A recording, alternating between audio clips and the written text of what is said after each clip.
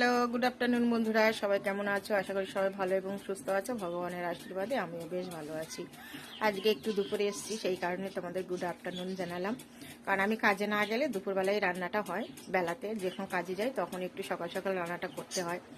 সেই কারণেই সকালবেলা শেয়ার করি তোমাদের সাথে, গুড মর্নিং বলি। তো চলো কী কী রান্না করেছি আজকে। অবশ্য বেশি কিছু হয়নি।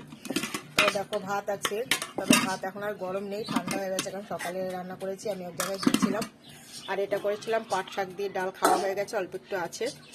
আর করেছি দেখো রুই মাছ, আলু আর সজনের ডাঁটা দিয়ে রুই মাছের ঝোল করেছি। দুটো পাত্রে ভাগ করে রেখেছি, একটা বিকেলের, একটা দুপুরে খাবো। তবে এখন একটু কিছু রান্না করতে হবে, আমি এক জায়গায় গিয়েছিলাম বললাম, সেখান থেকেই ফিরেছি, এখন একটু কিছু করবো। তো যাই হোক, দেখলে রেসিপিগুলো কেমন লাগলো অবশ্যই কমেন্ট করে জানাবে। ভালো লাগলে একটু লাইক কমেন্ট একটু শেয়ার করে ছড়িয়ে দিও। সবাই ভালো থেকো, সুস্থ থেকো, সবাইকে টাটা, থ্যাংক ইউ।